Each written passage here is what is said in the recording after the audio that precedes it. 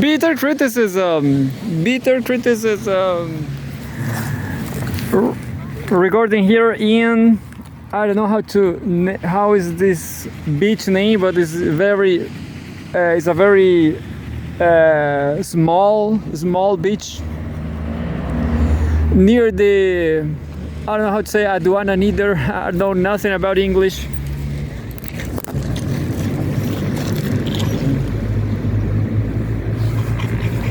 Here we are with Tommy Gun. Tommy boy. Yeah. So I don't know let's read Cgtn now. In the morning I read a lot of Russia Today. Now it's time for Cgtn. Cgtn right from the app. Cgtn, see the difference. Hope for the whole world. My opinion, BRICS, it's being sabotaged by the US. The US, I don't know, it's a complex world. Let's try to find out something more. President Xi meets Macau's incoming chief executive. Wang Yi, China to push steady long-term with Slovakia. Politics, November 2nd, 2024. Wang Yi to push steady long-term growth of ties with Slovakia. And look who is here. It's Mursi girl. Here in the beach. Chinese Foreign Minister Wang Yi, also a member of the Political Bureau of the Communist Party of China. Central Committee holds talks with Slovakia president. China is ready to work with Slovakia to implement the important consensus reached by the leaders of the two countries and push for steady and long-term growth of bilateral relations. Chinese Foreign Minister Wang Yi said on Friday. Wang, also a member of the Political Bureau of the Communist Party of China Central Committee, made the remarks while meeting with Slovak Foreign and European Affairs Minister Juraj Blaner in Beijing. Maybe it's Jurai, who knows? Or Jurai. Wang said that the new orientation of the China-Slovakia strategic partnership injects strong impetus into bilateral cooperation in various fields and sends a positive signal to the world. China appreciates Slovakia's friendly policy toward China and its adherence to the principle of non-interference in other countries' internal affairs, Wang said, noting that China and Slovakia share similar ideas and have mutual understanding and respect for each other's core interests. Remember that Slovakia had an attempt against President's life, Fico something. Noting that China has always viewed and developed its relations with Slovakia from a long... here's Milu. Milu is also here. They met a couple of dogs there, but those dogs, they are even more free than they live right here in the beach. And they will kind of not accept it, understand? So they have to be just with themselves, you know, not accepted. There's another black dog, a black bitch like Mursi over there.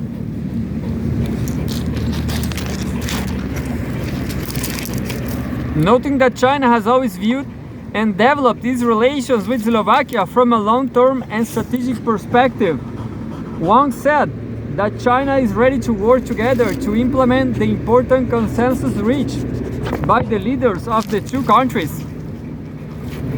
Blanar said Slovakia will continue to firmly adhere to the One China policy and looks forward to taking the establishment of a strategic partnership as a new starting point to promote greater development of bilateral relations. Slovakia fully supports the 6-point consensus proposed by China and Brazil on the political settlement of the Ukraine crisis, and is willing to work with all parties to achieve peace through dialogue and consultations, Blanar said. The two sides expressed a willingness to give full play to the role of the intergovernmental cooperation mechanism under the strategic guidance of the leaders of the two countries, and agreed to take the opportunity of China's 15-day visa-free entry policy for Slovak citizens to deepen friendly exchanges between the two countries. They also exchanged views on China-Europe relations. China and Europe are partners rather than rivals, Wang said, adding that it is hoped that Europe will adopt an objective and rational attitude toward China and jointly work for the steady and sound development of China-Europe relations, with input from Xinhua. And that was just the first from the top 5 from the highlights. We have a second. Iran's foreign condemns Germany. Interesting. Chinese news about Germany policies. Politics. November 2nd. Iran's foreign minister condemns Germany's closure of Iranian consulates. Cgtn. Iran's foreign minister Sayed Abbas Araghchi on Friday condemned Germany's move to close Iranian consulates on its territory in response to the execution of Jamshid Sherman, a German-Iranian dual national. He made the remarks in a post on social media platform X, one day after Germany announced its decision to close all 3 Iranian consulates in the country. Quote, "The closure of Iran's consulates in Germany is a sanction against Iranians residing in that country, of whom most possess German citizenship as well," said Araghchi. He added that German government was sanctioning, quote, "tens of thousands of other Iranians holding a German passport in support of a terrorist who took 14 innocent lives and injured more than 200 others. Oh, I didn't know that. In a bombing in Iran's southern city of Shiraz in 2008, but if I understand, it was not an Iranian.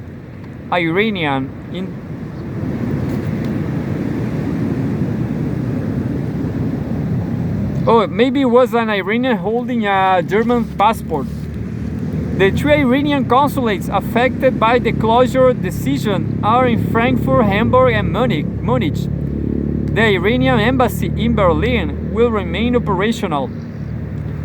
Iran's judiciary executed Sharmad on Monday for his involvement in several terrorist attacks against Iranian people.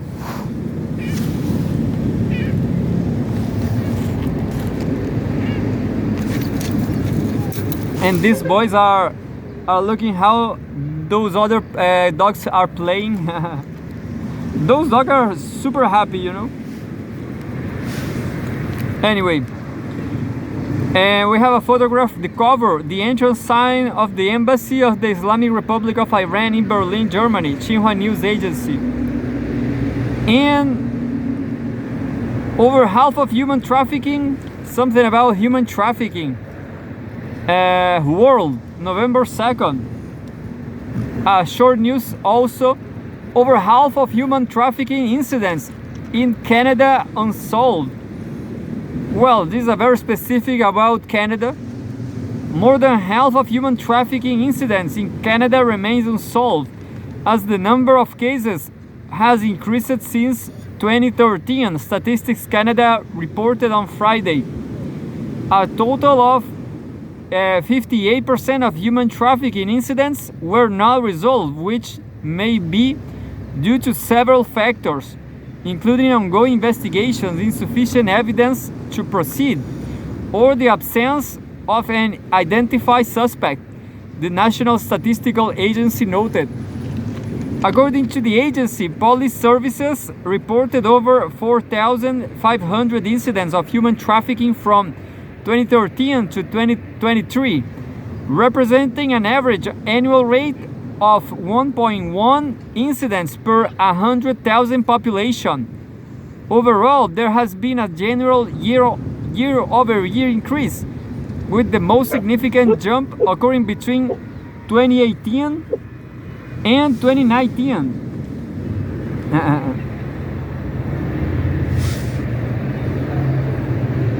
The vast majority of victims were women and girls, with about one quarter being children and youth under 18 years old, the agency stated. Just 1 second, I will record my dog there. Nobody's watching this news.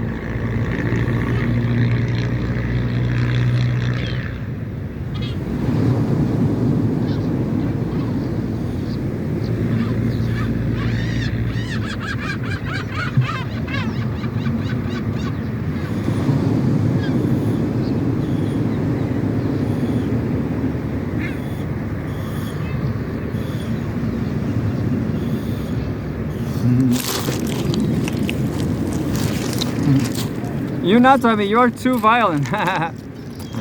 Too aggressive.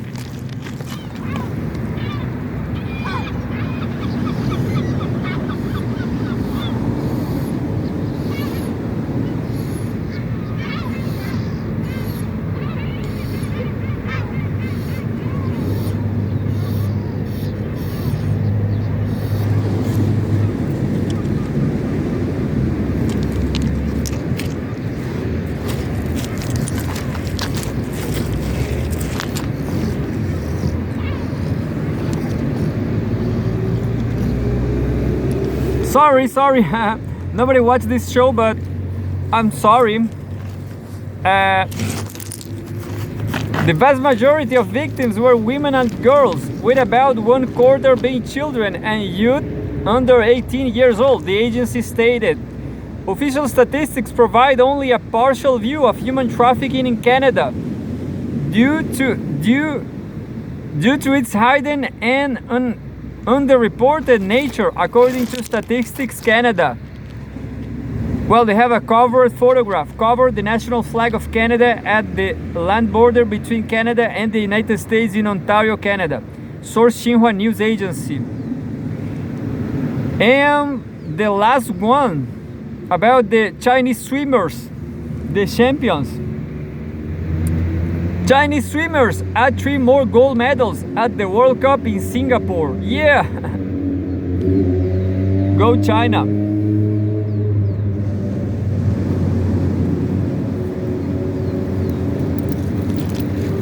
And Mursi escaped. Is Mursi quit temporarily from the new friends?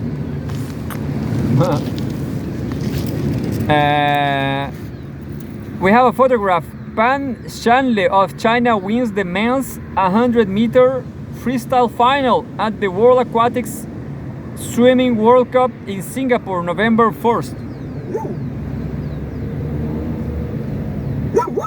Pan Shanle, Queen Hai Yang, and Tan Qianting of China all won gold medals on the second day of the World Aquatic Swimming World Cup in Singapore on Friday. Pan finished the men's 100-meter freestyle final in 46.09 seconds, defeating Thomas Secon of Italy by 0.16 seconds and Dylan Carter of Trinidad and Tobago by 0.51 seconds.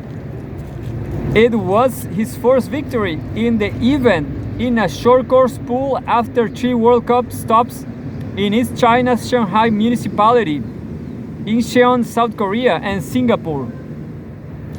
Kim touched the world first in the men's 50-meter breaststroke final in 25.47 seconds.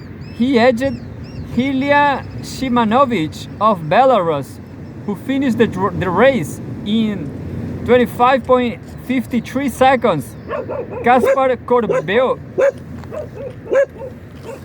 Corbeau of the Netherlands came a third in 26.16 seconds.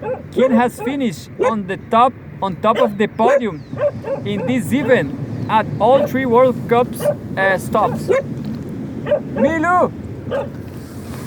Milu trying to make friends. Milu!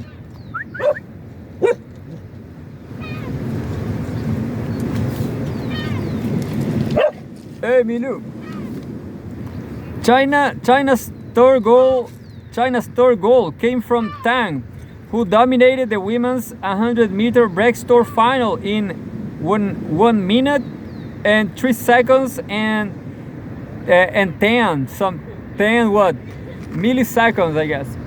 She has also claimed all 3 titles after triumphing in Shanghai, Incheon, and Singapore. Silver medalist Alina Smushka of Belarus finished the final in 1 minute, 4 seconds and 11 milliseconds. Benedetta Pilato of Italy badged bronze in 1 minute and 4 seconds, 56 milliseconds something. Yang Zhongshan and Yu Yiting added to silver.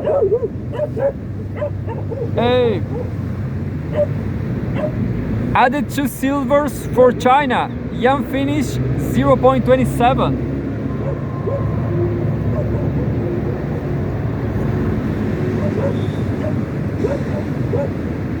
It's funny because Milu tried to make friends barking, and the other dogs doesn't understand why Milu is doing that.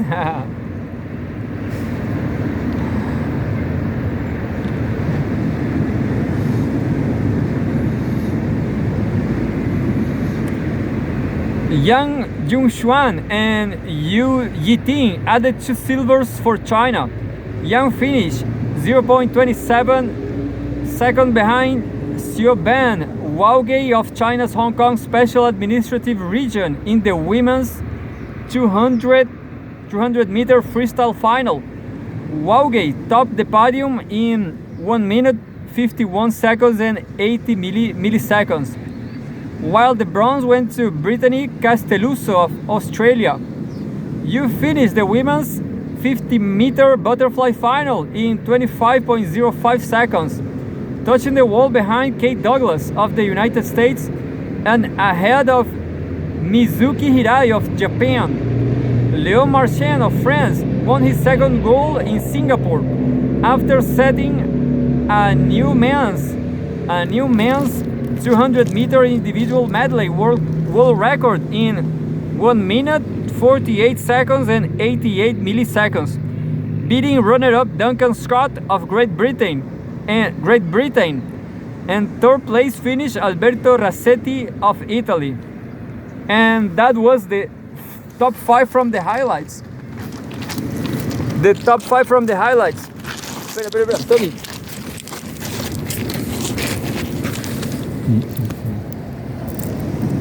And it's plenty of time to read any other thing. To read everything.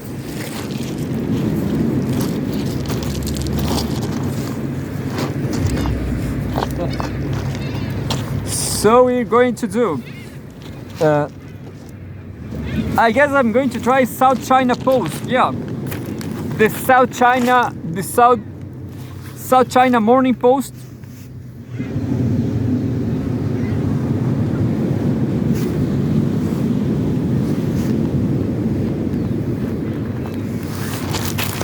South China Morning Post, all about China.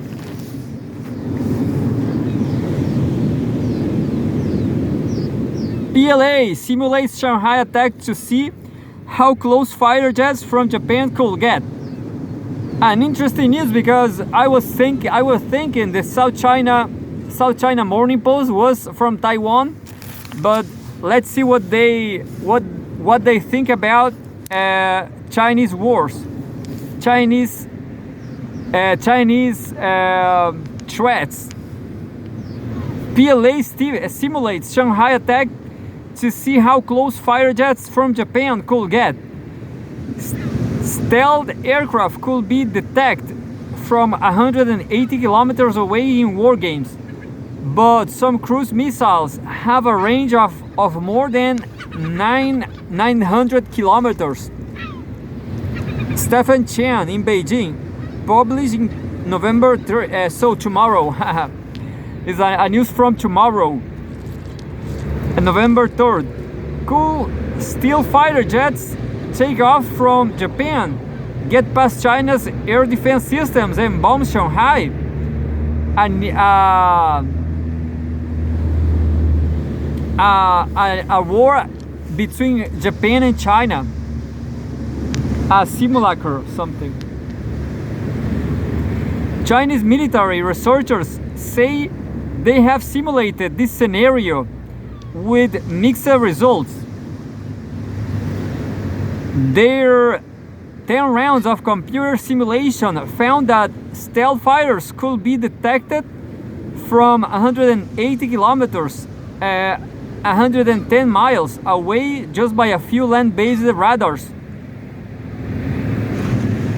That would mean an F-22 or F-35 stealth fighters, for example, will be detected before it was in the 24-kilometer range needed to use precision-guided bombs for a ground attack.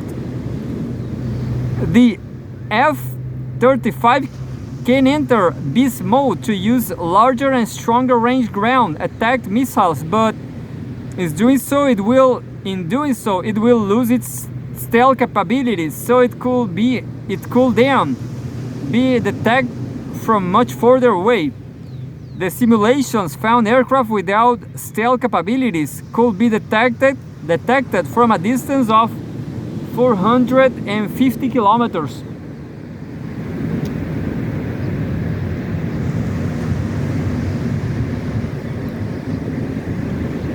But an F-35 can also carry cruise missiles with a range of more than 900 kilometers at their closest point. Japan is about 800 kilometers away from Shanghai. And that's it. Science. Can China's Beidou radar detect F-22 stealth fighters? Science, China, science. A new radar method developed by Chinese scientists is offering a cost-effective way to track stealth aircraft. Stephen Chen in Beijing. A groundbreaking radar being developed by Chinese scientists could detect and track F-22 stealth fighter jets using signals from China's Beidou navigation satellite system. Using a simple receiving antenna, the radar is cost-effective, can be deployed almost anywhere on Earth, and does not emit signals that that might reveal its location. And that's it. I have to pay to keep reading. So I'm just going back to Cgtn. Yeah, you know, this text, the texts were more liberal, more entertaining, but all this entertainment, you know, from corporation media, corporative media, it's kind of artificial, you know. It's not, life is not like that.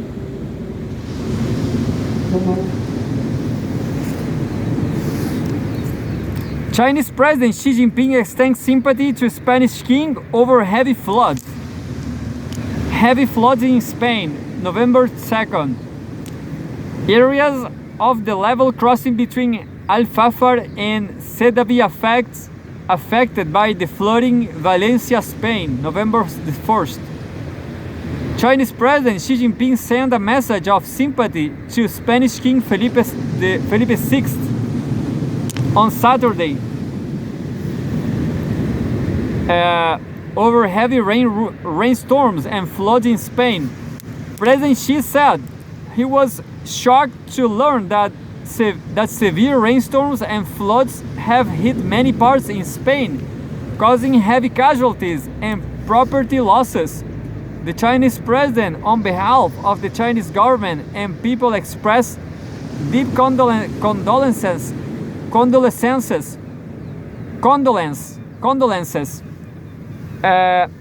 to the victims and sincere sympathy to the bereaved families and the injured.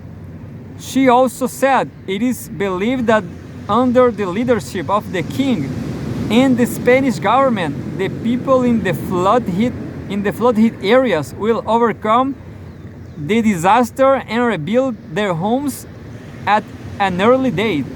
Yeah, go red and yellow flags. Yeah, red and yellow Chinese and China and Spain flags. They have something in common, you know, I guess. They have this warm way of life, I guess, because of yellow color on flags. That's Gestalt, you know, the psychology, perception psychology of colors.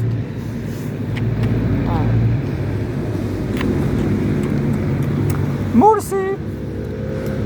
I have more from Cgtn. Cgtn, hope for the whole world. Economy, November the 2nd. China revises rules to ease foreign strategic investment in listed firms.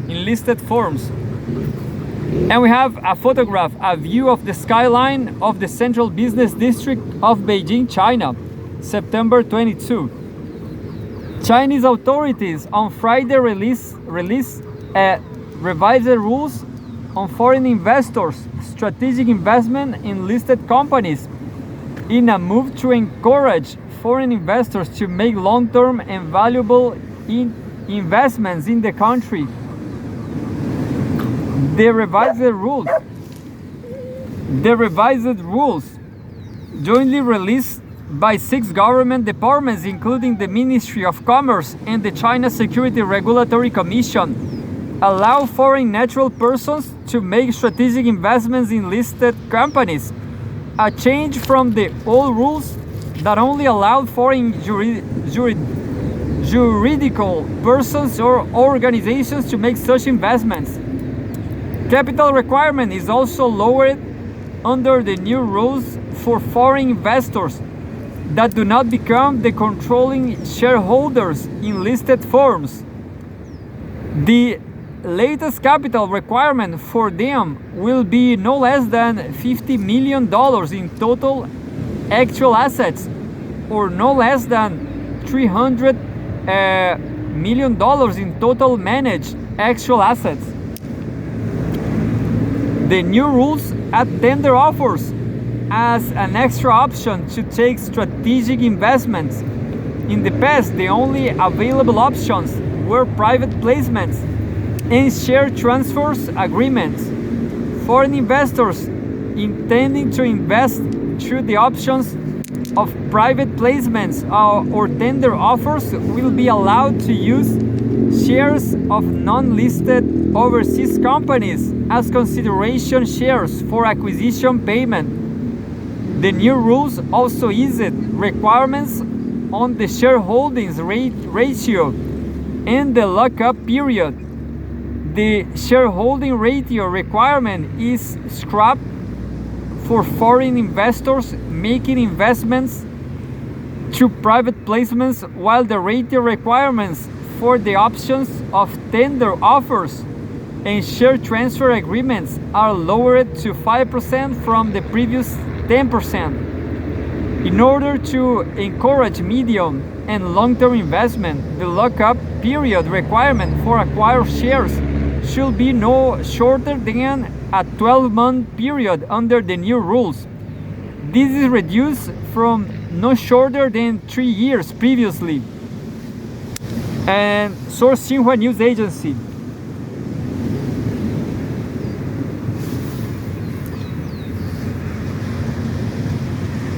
And well, BRICS 2024. There's a logo here, a link all about BRICS on Cgtn. Is delaying too much to open? Taking too long to open up. And there's it. There is BRICS 2024. It's like a dossier. How China advances future development of the global south. Well, this is from October 24. How China advances future development of the global south. I guess I read this. I don't know. It's possible, you know. It's not impossible because I was reading all this in daily basis. So yeah, I quit.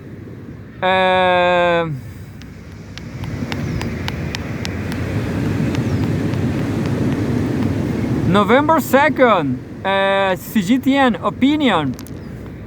Whole process people's democracy, giving new vitality to global political development. 5 minutes read. Xinji. Chinese President Xi Jinping visits the Gubei Civic Center in Shengjing District, East China's Shanghai, November 2nd, 20. Well, the photograph is all from 2019. Editor's note: Xinji, a special commentator on current affairs for Cgtn, is a research fellow at the Institute of Public Policy and Governance, Shanghai University of Finance and Economics, SUFE,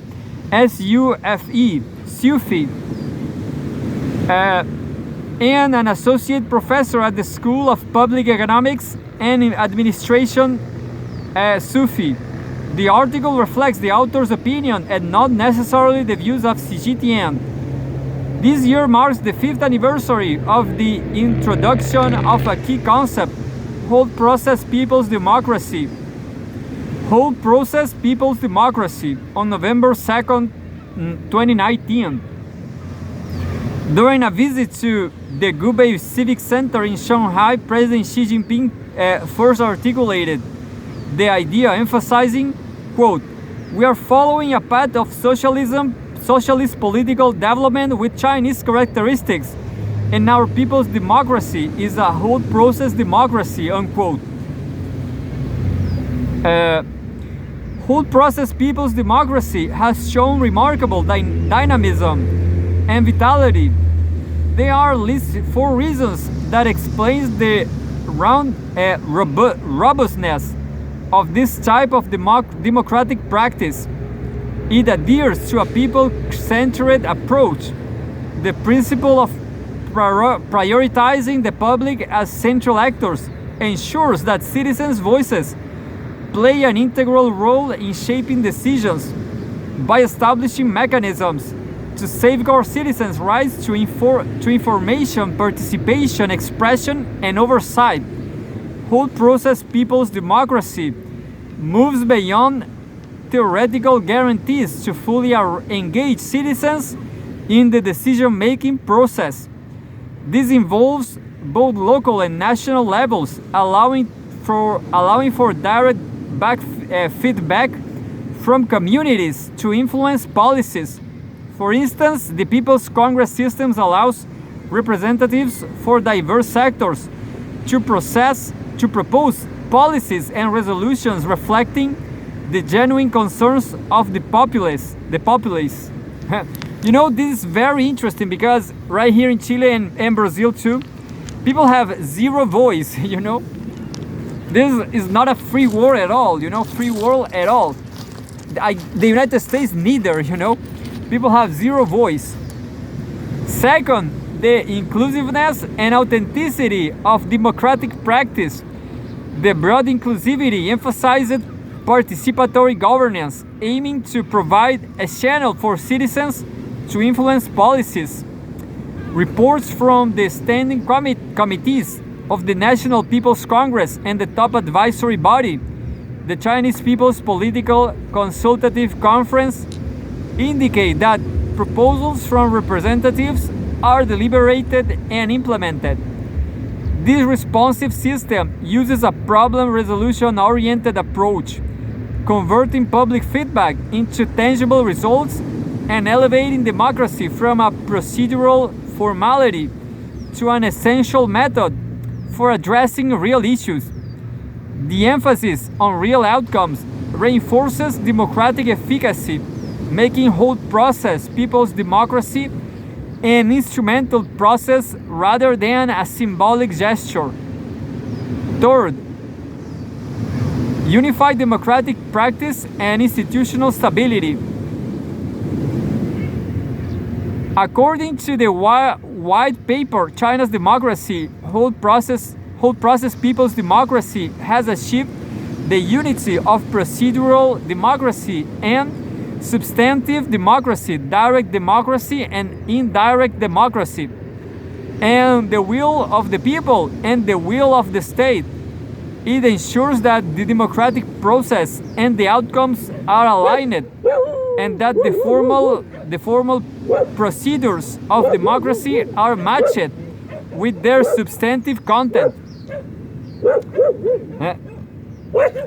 The 12th National Congress of the Communist Party of China, CPC, in 2022 issued comprehensive plans for developing whole process people's democracy and safeguarding the people's role as masters of the country, while the third plenary session of the 15th CPC Central Committee in July this year laid out further steps for improving the institutional framework.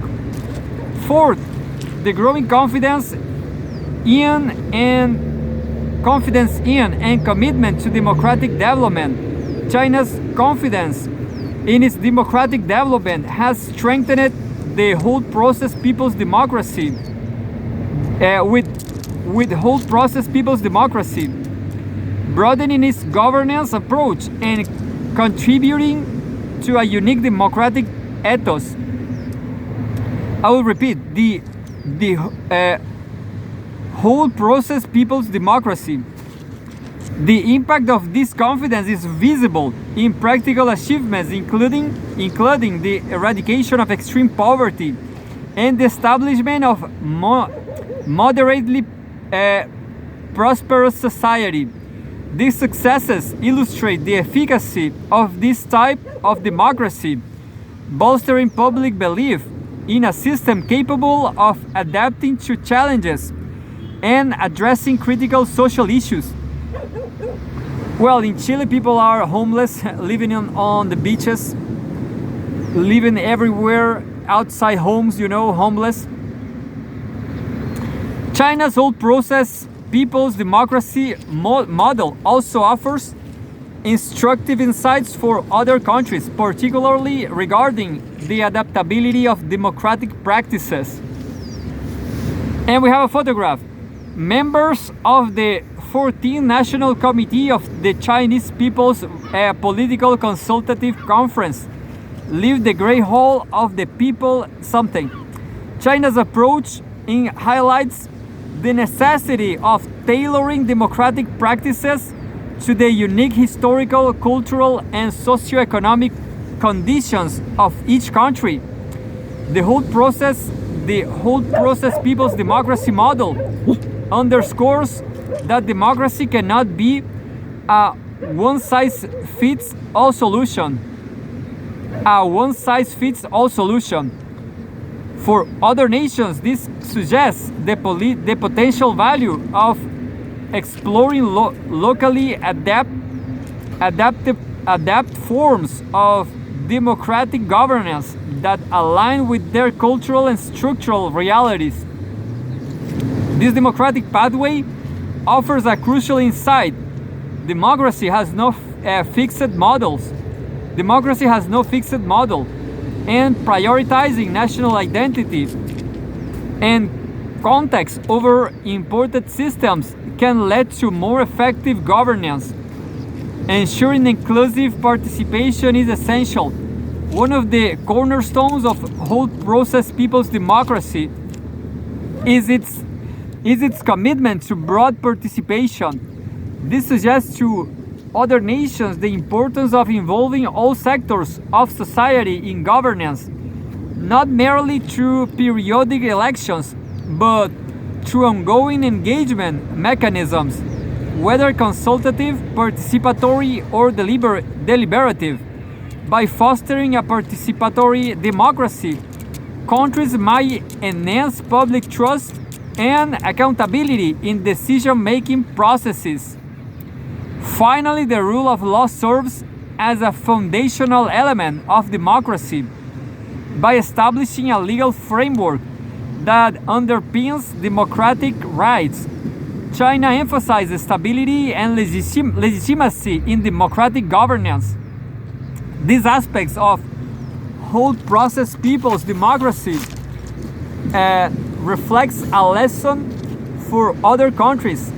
A well-defined rule of law can stabilize democratic practices, providing legal avenues for public engagement and ensuring that democratic processes are both orderly and effective. Nations can prioritize rule of law as a safeguard for democracy. Can strengthen democratic resilience and promote adherence to democratic principles. Whole process people's democracy demonstrates the value of dynamic, people-centered governance rooted in a distinct national context.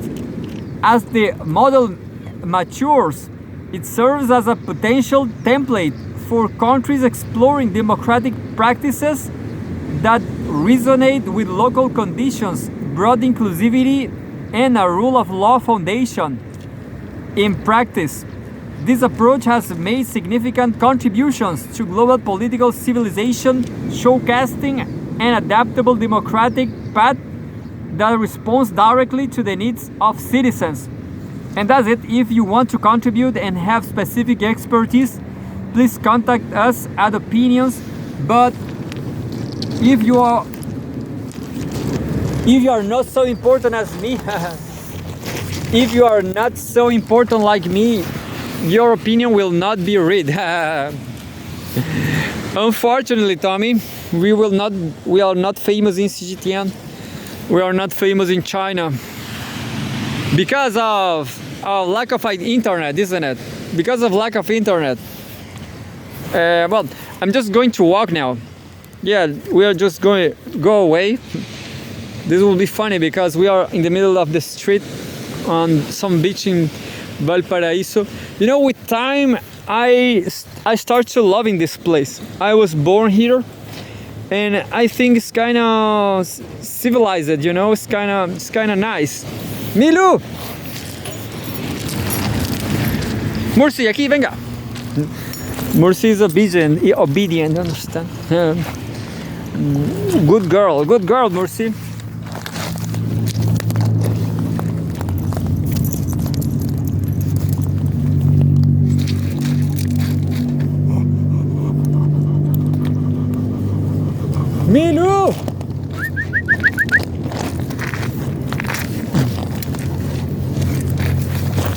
Milu. Vamos. Espera, Muchi, espera.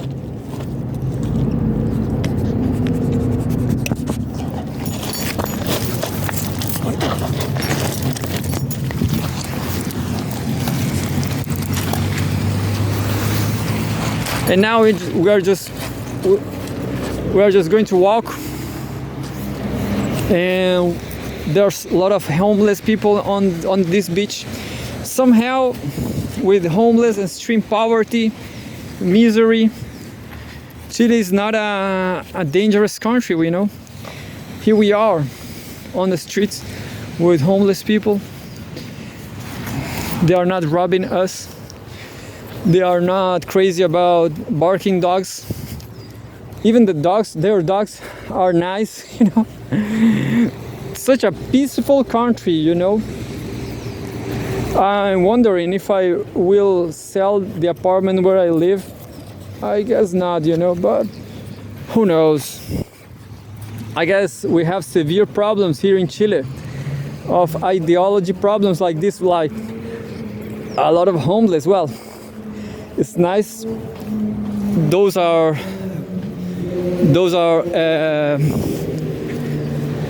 peaceful people. We are peaceful, but being homeless is not okay, you know. So it's better. I don't know what's the answer, you know. If the homeless people should be peaceful, because poor people here are, I will repeat, they are peaceful, you know. There's no crime at all. So is that right to be in misery and to be peaceful about it?